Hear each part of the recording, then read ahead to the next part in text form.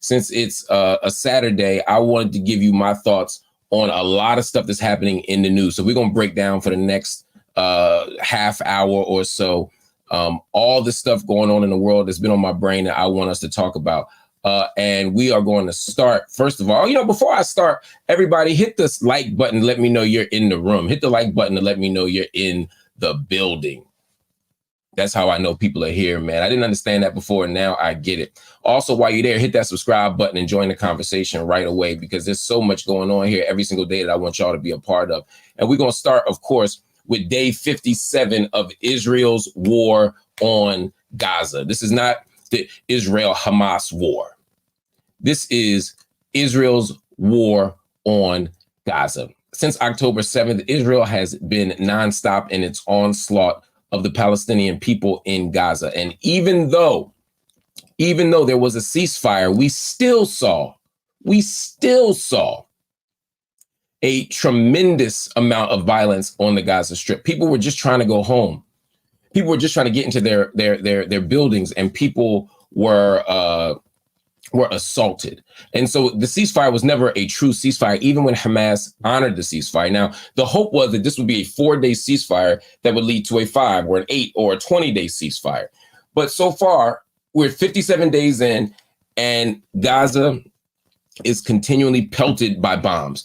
Ground invasions are coming, from what my sources are telling me. And the reason I say that is because right now, people in Gaza are being told to evacuate certain parts of the south. Remember, they were told to leave the north and go to the south. And now they've left the north. They're in the south to great danger, great peril. And they're now being told to leave certain parts, which makes people think there's going to be a ground invasion. Now, this is part of what Israel would say is their evidence that they are a righteous army, because they tell people to leave before they bomb them. And by international law, you do have to make provisions to make sure that civilians aren't targeted. But if you're in a 25-mile strip that's only 5 miles wide, 25 miles long, and people have nowhere to go, telling people to evacuate, and then you bomb the area that's right next to where they evacuated to, you're not doing them that much of a favor. So it'll be interesting to see what happens now that not only are the bombs coming, but more ground invasions. As of now, 15,000 people. Let me be very clear. 15,000 Palestinians have been killed in Israeli attacks since October 7th.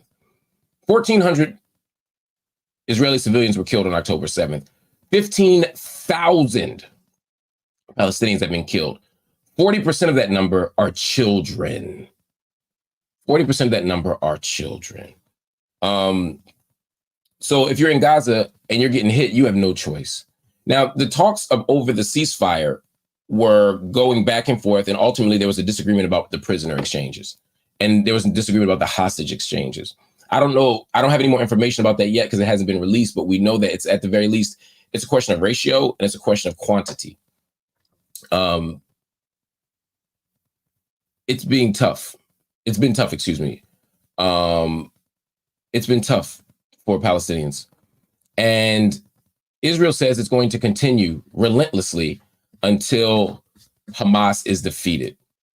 Here's the problem with that theory. Here's the problem with that logic. There are more than 30,000 Hamas fighters in the Gaza Strip. Israel maybe has killed 12 to 1,300. That's based on Israel's numbers. It'd be very clear. Based on Israel's numbers, they've killed maybe 1,200, 1,300 Hamas fighters. Are they really going to kill 18, 20, 25,000 more fighters? No. And if they do, will more come out? Absolutely. So what does that mean? What that means is that they never will be able to actually defeat Hamas. So defeating Hamas becomes a pretext. Defeating Hamas becomes a pretext for destroying the entire Gaza Strip. Why do I say that? Well, because as long as there's Hamas fighters, you can say, well, we have to keep going. They just won't surrender. They just won't have a truce. They just won't walk out with their hands on their heads and leave. That is impossible. Hamas is a political party. Hamas is a military faction. Hamas is a physical group. Hamas is an idea of national liberation for the Palestinian people. And so you are never going to get rid of Hamas if you're talking about just destroying all of them. This isn't ISIS. This isn't Obama waging war against ISIS where he said, I'm going to destroy and degrade ISIL, whatever that meant. You can't do that with Hamas. So something's got to give. Something has to give. Because if you continue this onslaught, you will completely wipe people out. People are saying, well, the Palestinian people, the Gazans can just leave. Yeah, they could leave south, maybe through the Rafah border. That means you can go to Egypt, but they can't come back. 750,000 Palestinians learned that lesson in 1948 when they left their villages, when they left their homes, and have yet to be able to return. They're still fighting to return. And many of the people who left the villages inside of Israel ended up in places like Gaza. And so now you've made them refugees in Gaza. That's how they ended up in places like Khan Yunis or Jabalia refugee camp. And now you're saying, well, go to Egypt. Well, a lot of them already went to Egypt. A lot of them already went to Jordan. Half of Jordan is Palestinian. A lot of them went to places as far as Qatar or closer like Lebanon. Some went to South America. Some came to the States. But Palestinians have been in exile since 1948 precisely because of moments like this. And so when you say, well, yeah, you can leave when you know damn well you're not going to let them back, how is that not ethnic cleansing? How is that not ethnic cleansing? So that is why a new solution has to be made. A new outcome has to be determined. And it can't just be, we're going to fight till Hamas leaves. People say, well, give new leadership. What leadership? The Sultan? The Palestinian Authority, forgive me. The Palestinian Authority is, at the current moment, almost universally, let me not say that. The Palestinian Authority is not supported by the Palestinian people. They also don't have a democratic mandate. Many people feel that they're corrupt based on the latest polls. Many people don't trust them. And many people feel like they coordinate with the Israeli government and that they have done little to fight the settler attacks that are happening in the West Bank. They've done little to prevent pogroms in places like Jenin. And so the Palestinian Authority can't be the answer. And whoever comes in to Gaza as the new Palestinian leadership, they cannot come in riding an Israeli tank. They cannot come in behind an Israeli tank. In other words, Israel can't wipe out Hamas and bring in leadership. There's a long history of nations, powerful nations like Israel, the United States, the UK, France, Germany, etc., coming in and wiping people out and installing new leadership. We just saw the death of Henry Kissinger, who was notorious for going to places like Chile or Argentina and saying, you know what, we don't care who won the election, we're going to put our own people in. So day 57 of the day 57, that's Freudian. Day 57 of Israel's attack on Gaza continues. And the answers are not forthcoming. But at some point, we're going to need a diplomatic solution. We're going to need a political solution. We cannot continue to bomb Israel. We cannot continue to bomb. I mean, we shouldn't bomb Israel, but we should not bomb Gaza. We cannot continue to bomb and bombard Hamas under the pretext of ending a war, when really this is not a war on Hamas at this point. This is a war on the Palestinian people, and it must end immediately. But we'll keep following it. I suspect tomorrow will be day 58, and I suspect in a week we'll be talking about day 64. It doesn't look like it's ending. And keep in mind, Operation Protective Edge was a 51-day war, so we're already beyond the brutality of 2014. Let's see what we get. It just says, Mark, go make some coffee. I'm sorry, y'all. My brain is, I actually had coffee, but I'm wired. So my brain is moving faster than my speech will allow. So we'll talk about that. Somebody said, what do you think is a good solution? Is power shifting to the global south? These are all great questions. By the way, hit the like button, hit the join button, and hit the subscribe button. Right now, hit the like button if you feel in this conversation, you want to keep it going. Hit the subscribe button if you want regular updates. Get the update button so you can find out whenever we post new content here on the page. And of course, hit the join button if you want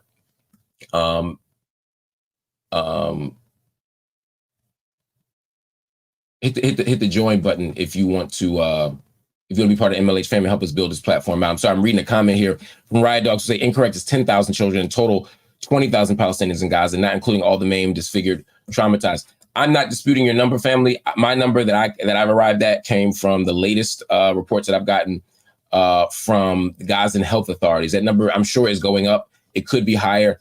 I hope it's not. I hope I'm right and you're wrong. But if it is higher, I'll certainly raise that. But and other people are saying the same thing. The number's closer to 20,000. I was basing mine on the latest reports from the New York Times from the Gaza health authorities. But I will check that out, y'all. Israel is not part of the ICC. That's a great question that we should talk about before I move on to the next topic. No, Israel is not part of the ICC. The ICC is the International Criminal Court.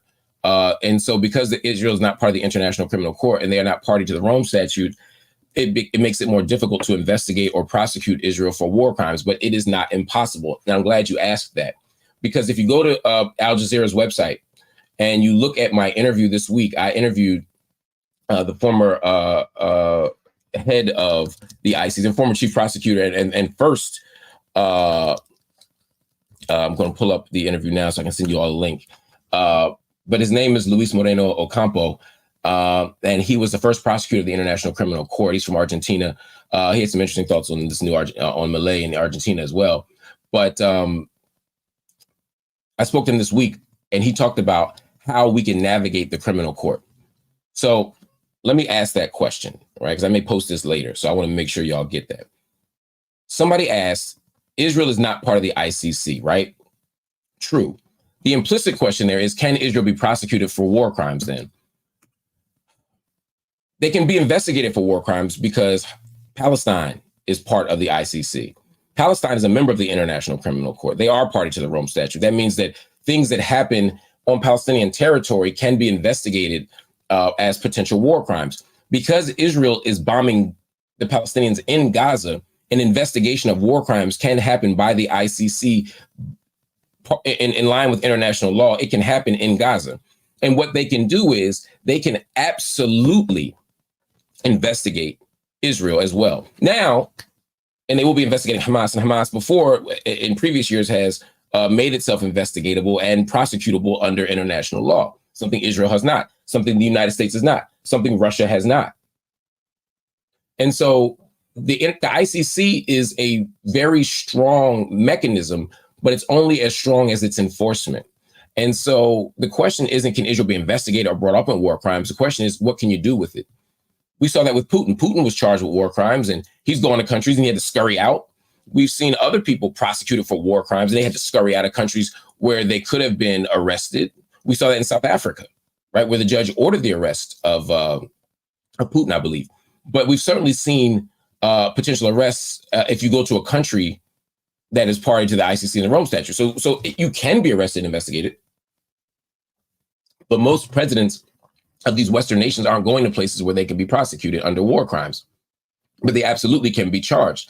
But it's interesting that the Western nations, the Frances, the United States, the Israels, and I'm calling them Western, yes, are not being investigated for war crimes, that they're not being, that they're not being charged with war crimes. The ICC for a very long time was known as the ACC, the African Criminal Court, because it seemed like only African nations and African leaders were actually being prosecuted. So bringing up Israel for war crimes under international law, and by virtue of the Rome Statute for crimes against humanity, for genocide, and other things that are part of the Rome Statute, which is important. And we'll talk about that. I'll do a whole video on international law and the Rome Statute. But the answer here isn't necessarily to assume that Israel is going to go down swinging for criminal court. I mean, let's be honest. Netanyahu is facing charges in his own country, and he's managed to avoid them. It's Ben Gvir is a convicted terrorist in Israel, and he continues to dictate the defense agenda and foreign policy of Israel. So I'm not optimistic. Somebody said, Do you think it's now obvious now? Do you think it's obvious now that AOC and Ilhan Omar controlled opposition after the AAA resolution? I don't think that's true. I don't think that's true. I don't think Ilhan Omar or AOC are controlled opposition. I think they made a calculated political choice that I disagree with. I disagree with it. I don't think that they should have signed the resolution. But if people don't know, Resolution 888 effectively was a resolution ostensibly designed to endorse or acknowledge Israel's right to exist and to fight Hamas. That's not really what the resolution said. There's a whole video after this conversation. I want you to go to the video library and you can see I did a whole video, a 45 or 50-minute breakdown of Resolution 888 line by line. I'm not going to do it again tonight, but we'll talk about it.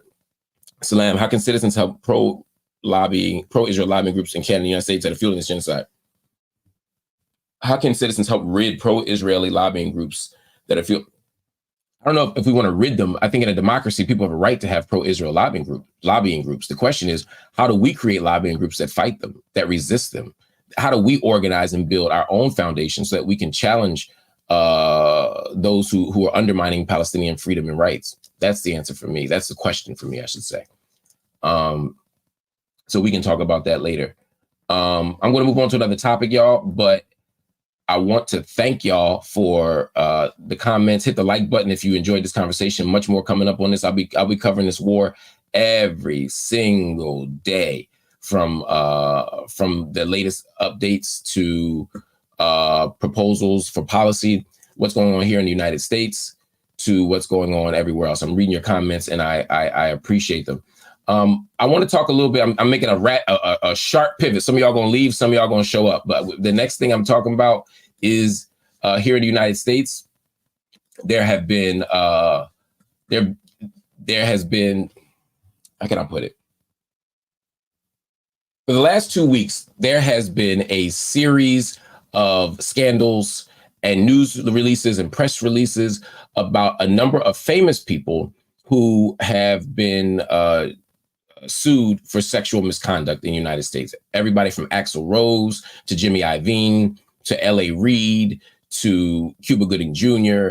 to Jamie Foxx to Marcellus Wiley to Harvey Pierre to Diddy. Now, what's interesting here for me is that the most enduring scandal of all the scandals, of all the people who are accused of sexual misconduct, is the one person who settled, and that's Diddy. A couple weeks ago, Cassie came out and filed a lawsuit against Diddy. Apparently, they had gone behind the scenes to resolve their matter. Diddy didn't want to settle. She went public with the lawsuit. A 35-page document came out, and we learned a lot about Cassie's allegations. We learned a lot about their relationship. We learned a lot about how Diddy gets down in his personal life, according to Cassie. Again, these are still allegations. So I want to be very clear. I'm not endorsing anybody's position on this. I'm not saying anything happened other than Diddy has been accused of lots of stuff. And the one thing that was noteworthy to me was people didn't jump to his defense. Even with Bill Cosby, there were people who were like, yeah, I've known Bill Cosby for a million years. He wouldn't do that. I've known Bill Cosby for a gajillion years. He wouldn't do that. Not a lot of Diddy defense. That doesn't mean he's guilty, but it damn sure doesn't endorse his innocence. But that's not what I want to talk about, because we talked about Diddy. Again, there's Diddy videos in the on the live. In the past week, in addition to stories coming out about the lawsuits against Diddy, in addition to people like Aaron Hall having old interviews dug up that kind of reinforce the idea that he and Diddy were engaged in various forms of sexual misconduct that corroborate the claims that people who are suing him are saying. Again, there's still allegations, but that's what they're saying. In addition to that, we've seen a lot of people come out with stories about Diddy. You can't go on YouTube and not see Gene, I believe his name is, Diddy's head of security, former head of security. Gene has been going in on Diddy. Gene Deal is his name. And he tells stories about Diddy's sex life. He tells stories about Diddy's alleged abuse. He tells stories about Diddy's alleged sexual proclivities. He tells all kinds of stories. Now, Gene Deal, who goes back with Diddy all the way back to the days of Biggie and Mace and all of them, Gene has disclosed so much information that he has painted a picture of Diddy as somebody who is indifferent to the well-being of others, as somebody who endorses violence, as somebody who is unfaithful, as someone who is manipulative. Interview after interview, he's like, oh, yeah, that sounds right, because I saw him do this with Kim Porter. Or, yeah, I could believe that because I heard him say that to Cassie. Or, I know he would do that because I was there when such and such happened. Another person came out, an even more kind of credible source in the minds of others, came out this week and said, oh, I can absolutely corroborate what happened. His name is Roger Bonds. Roger Bonds is a former bodyguard of Diddy. And he made Instagram posts. He posted his Instagram story about Diddy. And he said, this is not meant to be threats or snitching or anything like that against Cassie or Diddy or anyone else. This is me telling my truth as I truly remember it, for two reasons only. First, because I have 4 daughters. So on all dudes, my truth as I seen it, saw it, and was involved with for years. In other words, he's saying, this man comes out and says, basically, my conscience won't allow me to be quiet anymore. I'm not threatening anybody with a lawsuit, and I'm not snitching. All right. So those are 2 cases. And then we saw today, at the time that I'm talking to y'all, Columbus Short come out and say, I know it's true because Diddy tried me too. And then he tells a story, a very weird story about how Diddy called him after an event, after a party. Columbus Short said he was home in bed with his wife, and Puff calls him to come over to his hotel room. And he said, who's over there? And he said, just me. So not even innuendo, right? That's almost like a direct claim. So the question is, why are all these people coming out now to talk about Diddy? And let me be very clear. I'm not suggesting that they're not telling the truth. I'm not implying these people are lying at all. This is what I'm saying, though.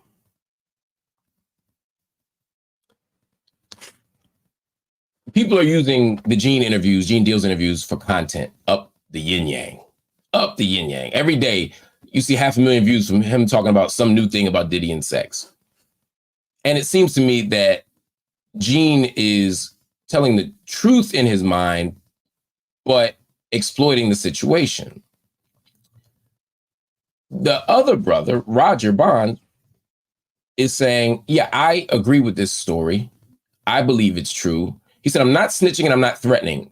Snitching makes sense. Threatening, you might say, what would a threat be? The threat would be effectively saying, I'm going to start putting information out, and if you don't pay me, I'm going to keep talking because I know things about you. And the allegations are getting more and more extreme. I'm not saying they're not true, but they're getting more and more extreme. People are implying that Diddy may have killed Kim Porter. People are implying that Diddy may have been involved in all kinds of things, right? The question for me is why? Why? So somebody like Columbus Short, it seems to me, is just jumping on the bandwagon, right? Columbus Short doesn't want no money from Puff.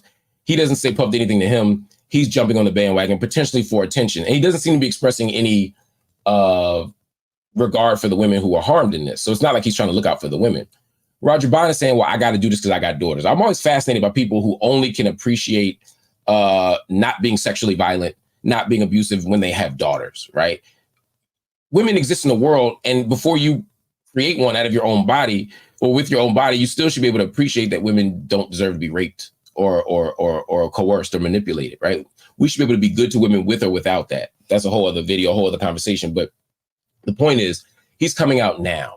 Now, I agree that sometimes people, it takes a while to get courage, or you need a community to make you courageous, or you're worried about powerful people ending your career or worse. And so you need a lot of people to be in the room in order for you to do it, because they can't get all of us. I get that. And sometimes that's why people speak up. That's why women speak up in cases like Bill Cosby. I get that. But it's also fascinating to watch what people are saying and what they're picking at. People are picking at the sexual innuendos in particular. There's a way that the outrage and the disgust people have isn't that Diddy allegedly subjected Cassie to mental or physical abuse. A lot of people are responding to the fact that there might have been another man in the room.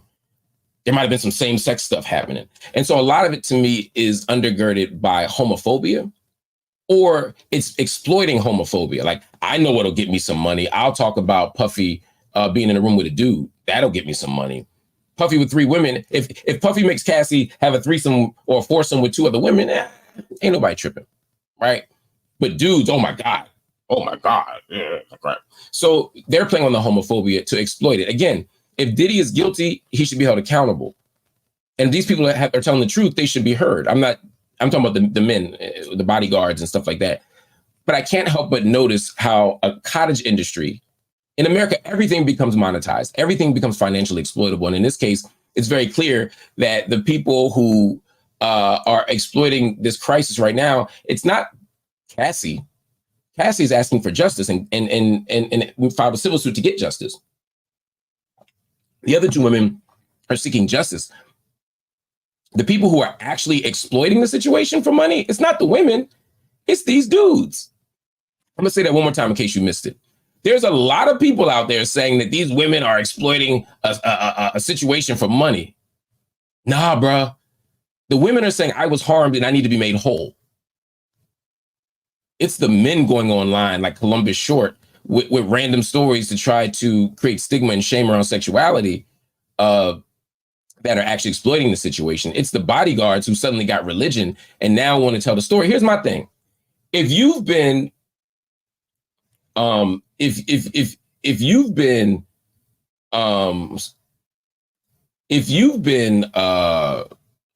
with Puff and Bad Boy since 1994, and now 30 years later, you're telling the story because it's profitable, to me, I can't respect character-wise.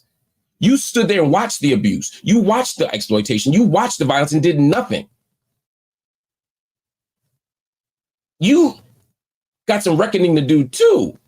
And I hope whoever interviews these people, and I'd love to talk to them myself, I want to know, why are y'all just talking now? Now, Gene's been talking for a minute, but why are y'all not working toward justice for these women if y'all are really outraged? It seems like y'all just trying to make money. I see Dana Cooper say, who cares that Diddy's bisexual? It's the abuse towards women. I don't know anything about Diddy's sexuality. I'm not saying he's bisexual. And right, the story should be the women. The story should be the women. The story should be, he's been alleged to do harm to women. Is it true? And if so, how do we create justice? That should be the question. But once again, we tend to focus on the tawdry parts of the story, and that's deeply problematic. And then, of course, there's 50 Cent. 50 Cent has taken trolling to a new level. 50 Cent has taken trolling to a new level. For the last 2 weeks, 50 Cent has been relentless in his attacks or criticism of Diddy. Every time a new scandal comes out, 50 Cent posts it to his Instagram page. Every time a new allegation comes out about Diddy, 50 Cent posts it to his Instagram page. Now, he's always been competitive with Puff. He's always gone on shows like The Breakfast Club and made fun of Diddy, made fun of Puff. But now he's taking what was kind of a playful thing and really helping double down. Now, a generous read of this is 50 Cent is outraged by the allegations that have been made against Diddy, and he wants the women to get justice. That's a generous read. That's like a Mother Teresa generous read. The problem is it's not supported by facts. It's not supported by the evidence. It seems to me that in every tweet, every Instagram post, every commentary, 50 Cent is simply mocking Puff, reinforcing homophobic tropes and narratives. And now, after Diddy decided he was going to step down as chairman of Revolt, he said, why don't you sell me Revolt? Now, here's where 50 Cent gets really interesting, right? he puts up a post. I'm going to pull this post up because y'all got to see this. It's actually quite fascinating. 50 Cent pulls up a post. Writes a post to Puff saying, "Why don't you sell me Revolt?" But he doesn't just ask him to sell him Revolt, right? He says, "I'll buy that from you, Playboy, for the low, because you know Cadillac and AT&T gonna pull out. I'll give you a few dollars for it now." So he's doing two things there.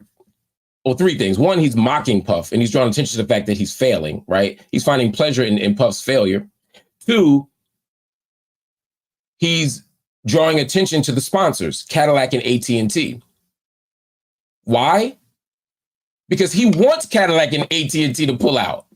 He wants to devalue the company so that he can get it cheaper, or wants to apply pressure subtly to scare him into selling the company. This is my interpretation. I could be wrong. But when he says Cadillac and AT&T gonna pull out, people don't know who sponsors Revolt, but now they do. And he's also creating space for people who are outraged at what Puff allegedly did, which they should be, to write to Cadillac and AT&T, and say, "Why are you still in the Diddy business? Why are you still in the Revolt business?" So 50 Cent is using this as a source of opportunism as well. And again, if you read 50 Cent's posts, most of them are not criticizing Puff for alleged abuse against women. He's mocking him or being outraged about alleged homosexuality.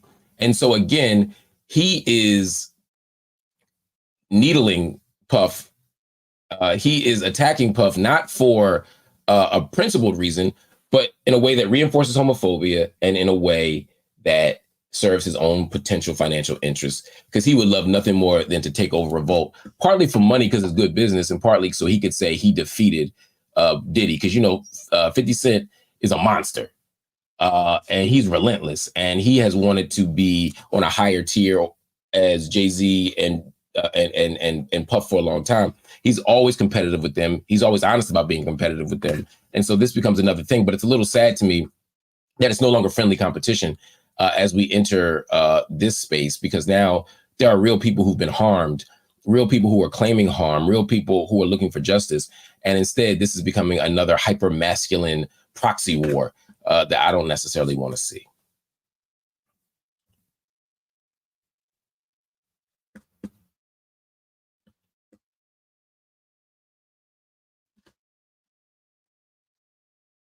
We're gonna move on to something else, y'all. Sorry, I'm not a tech guru.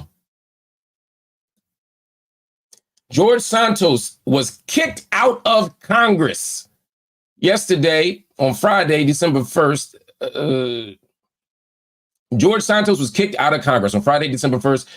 The representative representing the 3rd District out of New York was formally expelled from the Congress. Why? Well, George Santos has been a liar his entire tenure in Congress, and running for office, he was a liar. Every single thing George Santos ever said was basically not true. He said that he grew up the son of a mom who was a major financial player. She was not. She was not the first woman lead of some major financial institution. He was lying. He said he went to Horace Mann School, a prestigious school in New York. He was lying. George Santos said that he went to Baruch College and graduated at the top of his class. He was lying. George Santos said that he was a volleyball star. He had all these crazy stories about being a great volleyball player. He's never picked up a volleyball in his life to play competitively. He said that he was Jewish. He is not. Later on, he said, well, I meant I was Jewish, like kind of Jewish. He was lying. He said he worked for Goldman Sachs. He was lying.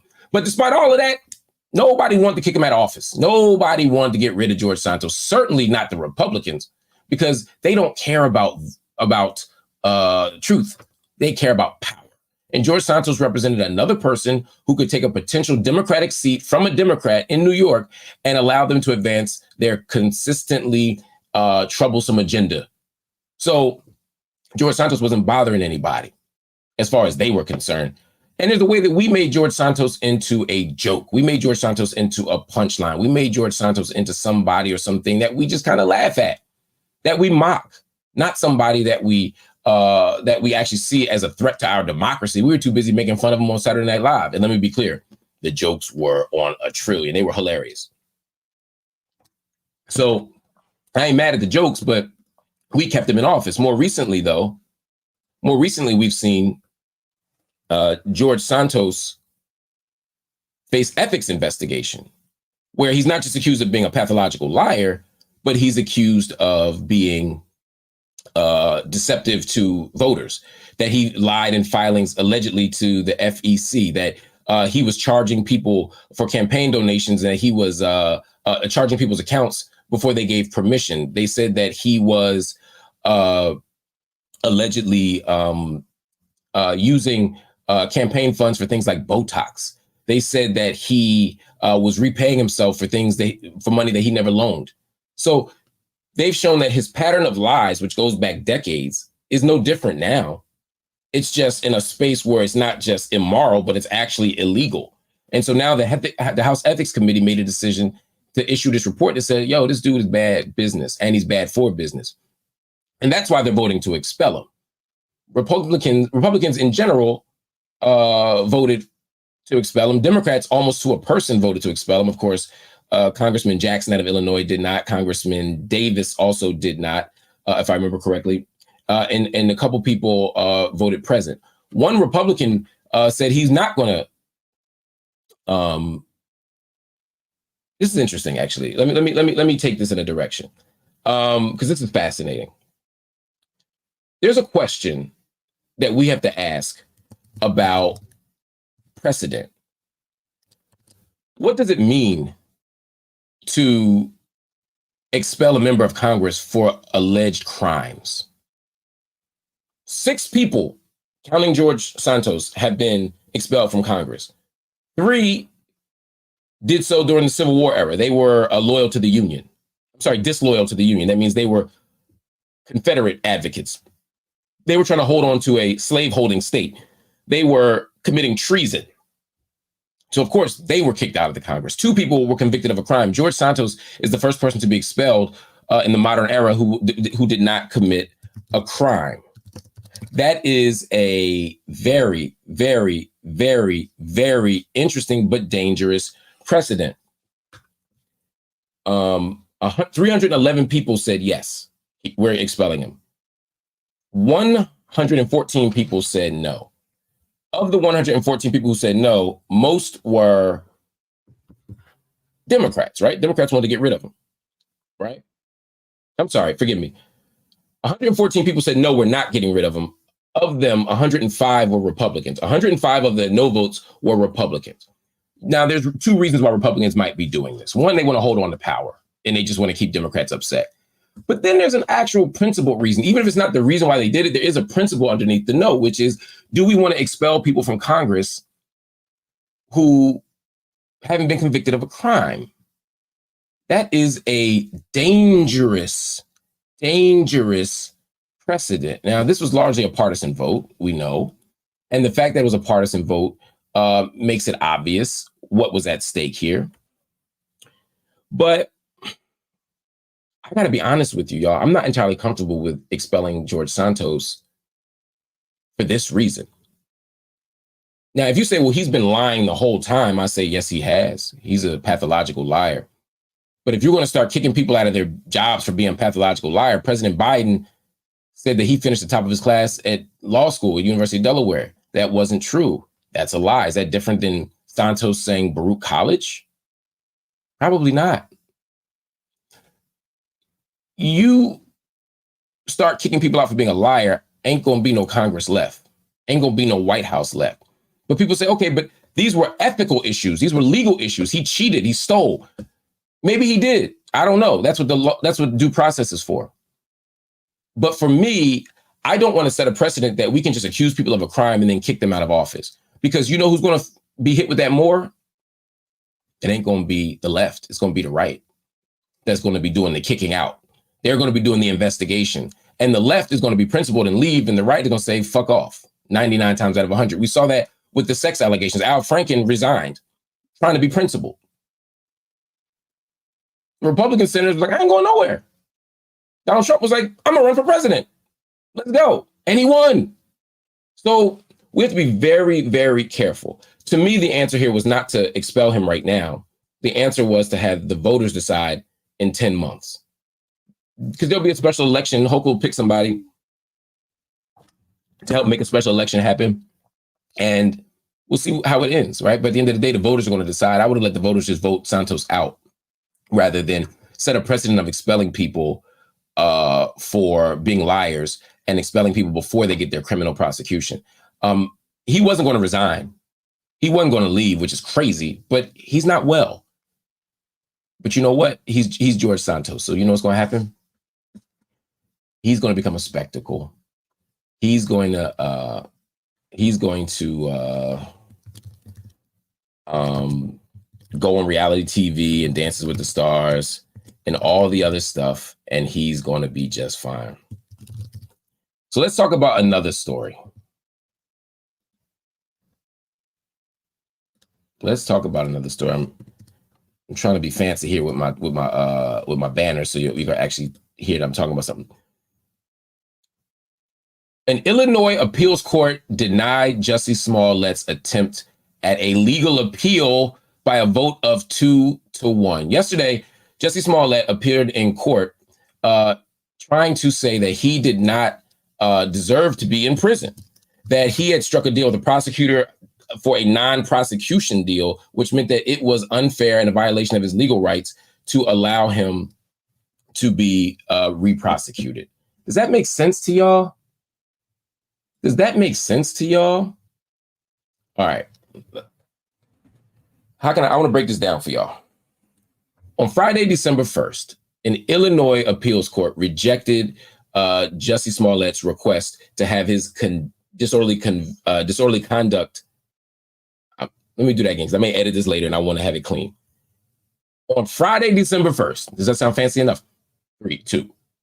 On Friday, December 1st, a 3-judge panel denied Jussie Smollett's appeal, his request to have his prior conviction overturned. The conviction was for disorderly conduct related to a racist and homophobic attack that he claimed happened to him in the streets of Chicago, Illinois. He was convicted. He was sentenced last year to 30 months of felony probation, 150 days in jail, $120,000 restitution, and $25,000 fine. Now, Jussie Smollett went to jail, wasn't in prison, for 6 days. And it was a show. Going into prison, when he was sentenced, he said, I am not suicidal. I did not do this. The year before, he maintained his innocence. I sat with Jussie myself, and we had a conversation where he said he did not do it. So Jussie Smollett maintains his innocence, but now in the appeals court, it's not a matter of facticity. He's not claiming that he didn't do it anymore. He still holds on to his innocence, but he's saying the procedure was off. I was mistreated. They denied it. So the question now was, what happens? Well, Jussie Smollett's team said they're going to take this to the Supreme Court. I suspect that they're going to lose when they go to the Supreme Court. So ultimately, Jussie Smollett's going to have to do them 150 days in jail. That's my opinion. That's my prediction. Here's my concern. It's not important to me whether Jussie Smollett did it or not. It's not important whether or not he lied or not. The question is, does Jussie Smollett need to be in jail for 150 days? I say no. As an abolitionist, I think that there are ways that he could make the city whole for the conviction. There are ways that he could restore any harm that was done, the jobs that were redirected, the overtime hours that were made, the press inquiries that had to be handled. I ain't got no problem with people saying we need to hold Jussie Smollett accountable. I have no problem with people saying hold Jussie Smollett accountable if you think he did it. But putting him in a cage for 150 days is not going to do that. Everything I saw in that video where they took him to jail for those 6 days showed me that he has a severe mental health issue. And I wanted him to get treatment. You know, if he's dealing with substances or anything else, I want him to get rehab.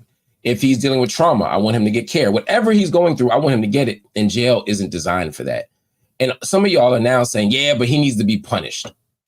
Some of y'all walk around with free so-and-so t-shirts on. It be y'all cousins, y'all friends. Y'all know they killed 12 people. And y'all still want them to get free. Y'all still want them home. I'm yelling free until I see you. Cool. Why are you so obsessed with Jussie Smollett going to jail? What is it about y'all that makes Jussie Smollett going to jail so satisfying for you? That's a question that I have.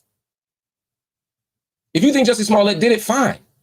But just because he, quote unquote, did it doesn't mean that he deserves to go to jail for 150 days. Just like the white guy who gets caught with heroin doesn't go to jail for 150 days, but the black person does. We have to stop normalizing and endorsing racial disparities. It doesn't mean that accountability doesn't happen, but accountability doesn't have to be caging people. We got to begin to understand and embrace that reality just a little bit more. All right, y'all. All right, I got one more thing I want to talk to y'all about. Y'all good? By the way, everybody hit the like button.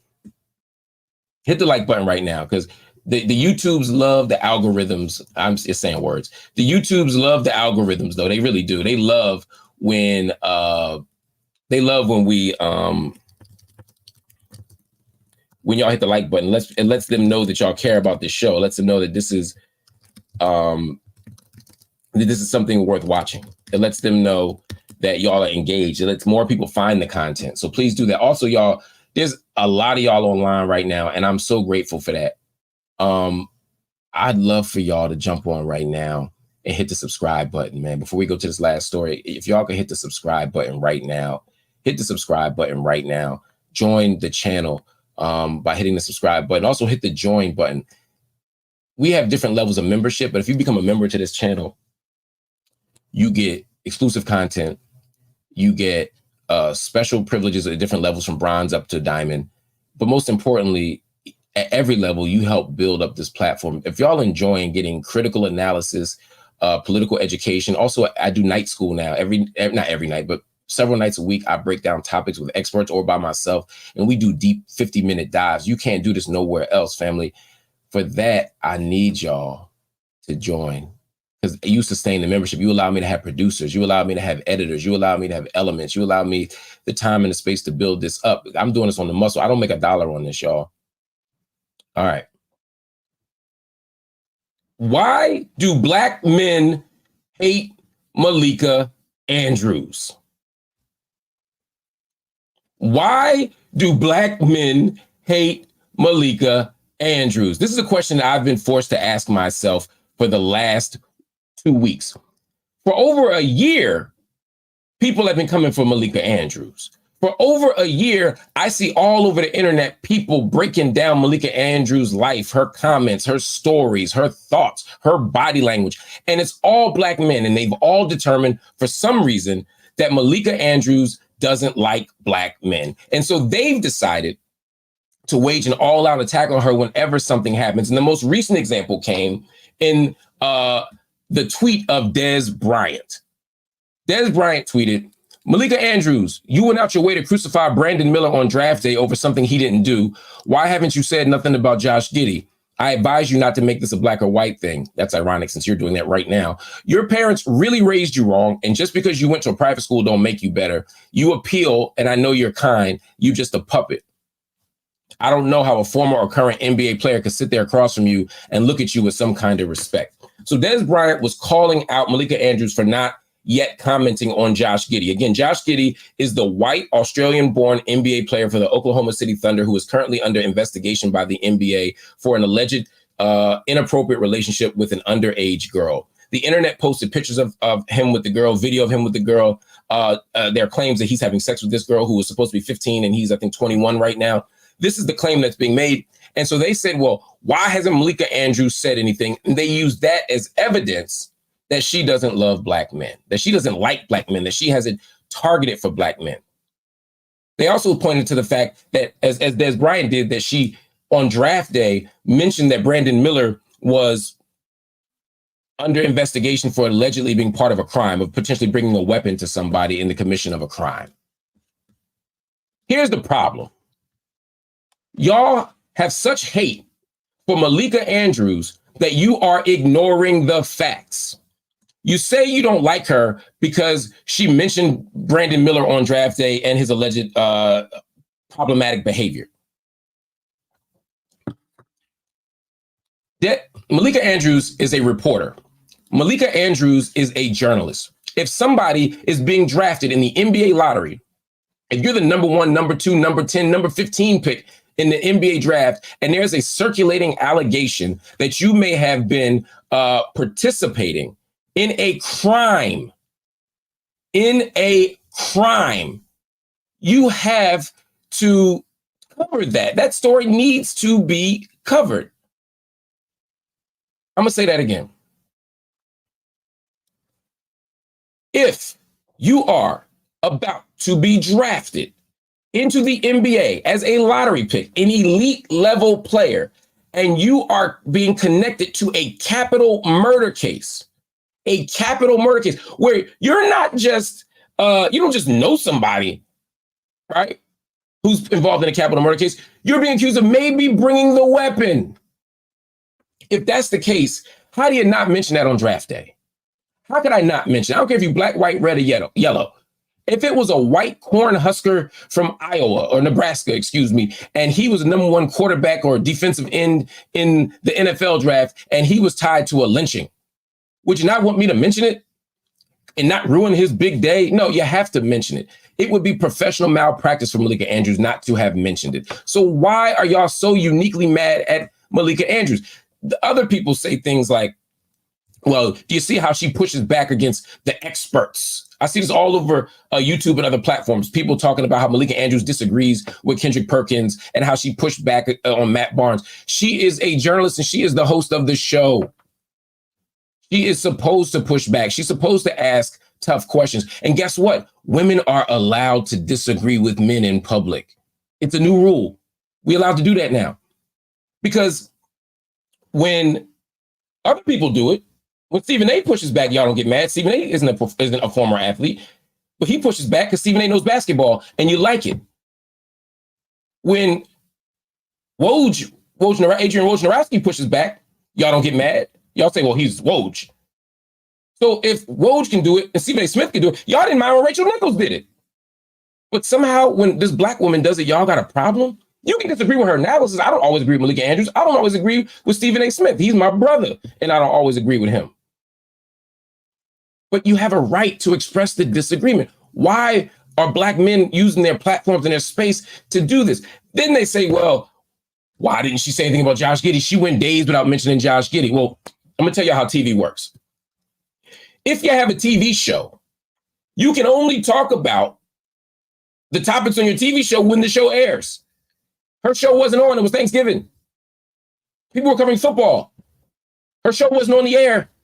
And they were covering football. Two things. Her show wasn't on the air and they were covering football. That means she's not the executive. She couldn't make the show come on air. She couldn't say, you know what, guys, I have a story I really want to cover. Can we launch a whole episode on my day off to talk about this? And two, they were talking about football, which means there was no breaking story. It wasn't like when a crisis happens and they break in and say, all right, we're going to have 2 reporters come in and talk about it, like with the Email Doka situation, right? They didn't do that. That's not Malika Andrews' call.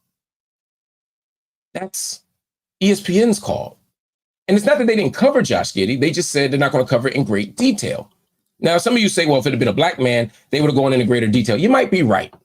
There's a way that we jump to conclusions for black men that we don't for white men. There's a way that networks do that. There's a way that people do that. But the answer isn't to be doubly irresponsible. Let's not double down on the irresponsibility. Let's not say, let's make Josh Giddey the subject of innuendo and suspicion and dishonest stories and unverified claims. No, let's not do that. Let's instead create a journalistic standard that we enforce by being responsible and saying, look, these are allegations for Josh Giddey. When we get more information, we'll report it. But let's hold that standard when a black man gets that. So the answer isn't for her to double down on Giddey. It's to be just as responsible when it comes to black men. And from what I can see, Malika Andrews has been responsible when it comes to black men. Some of y'all say, but what about the Emo Doka thing? She got into it with Stephen A. Smith. She did get into it with Stephen A. Smith. And according to Stephen A. Smith, she apologized afterward. I don't necessarily think that she deserves or needed to give an apology to Stephen A. Smith, again, who I love, and that's my brother. She may owe him an apology for her tone or for, kind of trying to maybe overtake the conversation on his platform. And he may have thought like his words and position was being misrepresented. They have a right to have that disagreement, but she has a right to engage him. Again, women are allowed to disagree and challenge men. Y'all don't seem to understand that. Malika Andrews was trying to make sure that the Ime Udoka scandal, where Ime Udoka was suspended for a year under very shady circumstances, very still murky, unclear circumstances, she wanted to make sure that the women weren't being dragged into it who didn't deserve to. Because after Ime Udoka was suspended, people started going online trying to find the alleged women who were involved with him. They were trying to make claims of who did what, and they were dragging women, some of whom didn't do anything, out. They were playing their name. They were doxing them. And she said, what we're not going to do is bring innocent women into this. And what she said to Kendrick Perkins was, when Kendrick Perkins said, well, look, I know that this was consensual, she was not saying Kendrick was wrong or right. She was saying, these are unsubstantiated claims. Kendrick says, well, they're not substantiated. They're substantiated to me because I verified it. But he's not a professional journalist. She did him a favor. Kendrick, another brother who I love, has to understand that as journalists, we can't just report things that aren't vetted with multiple sources. I don't doubt that what he's saying is true, but she was saying, as the anchor of that show, we need to manage the conversation. I can't allow everything that you heard or everything that you think to be true to come out. When Woj has a source, that's different. It's vetted. He's a journalist. When Stephen A has a source, it's vetted. But just saying somebody told me something doesn't make it a source. That's no disrespect to Kendrick Perkins. That's my brother. I'm just saying we have to learn the difference. And I have to say I love these people. They're my brother, not to name drop or to flex, but because the internet is good for trying to twist people's words or misrepresent people's positions. So then when she finally gets back to work, Malika Andrews does what? She reports on the Diddy story just like everybody else. And she says what we know. And then the videos come out again. Well, she reported on it, but you could tell she didn't want to. You could tell from her body language she didn't really want to say anything. What? What? Now y'all body language experts? You said she wouldn't report on it. She reported the first chance she got. She told everything that we knew, and now y'all mad about that. And then you subject her to psychological scrutiny. Look at Des Bryant talking about your parents raised you wrong. You went to a private school. You think you're better is what he's saying. You going to a private school don't make you better. Somebody else made a video on the internet saying that her childhood was rough and she's traumatized. Y'all don't know nothing about Malika Andrews' background, and neither do I. Y'all don't know her backstory. Stop making shit up. Y'all don't know Malika Andrews. So stop pretending that you do. Your parents raised you wrong is below the belt and disrespectful, Des Bryant. Not surprising from Des Bryant, but still below the belt and disrespectful. Going to a private school don't make you better. That sounds like your insecurity, Des Bryant, not hers. That sounds like your bag, not hers. So, I don't know, y'all. When I see story after story after story about Malika Andrews and how she hates black men, and then y'all go into her personal life finally. She has a white boyfriend, white man. I don't know anything about, I don't know. Let me be clear. I don't know Malika Andrews. I've never spoken to Malika Andrews. I don't know her personal life. According to the internet, she has a boyfriend who may not be black, and y'all saying that's more proof that she hates black men. Some of y'all running around with every white woman in the world and still say y'all pro-black, but somehow when it comes to Malika Andrews, y'all use every piece of evidence to make a case that's not there. And before y'all start talking crazy, I'm not trying to holler at Malika Andrews. I'm not trying to get at Malika Andrews. I'm a very, very, very, very, very, very happily married. And like Malika Andrews is close to my daughter's age. It ain't got nothing to do with none of that. This is about me wanting to stop watching a black woman get piled up on in the sports world. Because the crazy thing is, even Rachel Nichols was accused of racist stuff. Y'all didn't pile on like this. Y'all love y'all some white women. Even when Sage Steele was saying the worst shit ever, y'all didn't jump and make videos like this against Sage Steele, and she said some of those anti-black stuff I've heard. Malika Andrews has just done her job. Malika Andrews has just done her job, and y'all piling on. So please stop. Leave that sister alone. Let her do her job. And ask yourself, what is it about her that really makes you that angry? I posed the question, why do black men hate Malika Andrews so much? The answer is, as Black men, unfortunately, too many of us are not comfortable with Black women in positions of authority, Black women in positions of influence, Black women who have talents and gifts, Black women who push back against the status quo, Black women who call out misogyny and patriarchy, and Black women who have the ability, the bravery, the courage, and the extraordinary gifts to survive in a misogynistic, patriarchal world. She's a survivor. She's a winner. She's thriving. And that's why so many of us, sadly, hate her. That's on us, not her. We the ones that got work to do, family. All right, y'all. It's been a great hour. I said it'd be a half hour, but it's going to be an hour. We didn't even get into the YSL trial, but we're going to get into all of that later. I'm going to break all of that down for y'all. Maybe tomorrow I'll come back on and do another hour. But everybody, before I roll out, hit the like button right now. Tell me if you agree with me. If you don't agree with me, that's cool too. You can hit the like button 3 times if you don't agree with me. Everybody, hit the join button right now. Hit the subscribe button right now. I feel like the doors of the church are open, yo. If you rock with me, if you want to be, if you want to see this platform thrive and grow, hit the subscribe button right now. Hit the subscribe button right now, and you will be able to expand the MLH channel platform. But also, family, please, please, please hit the join button if you can.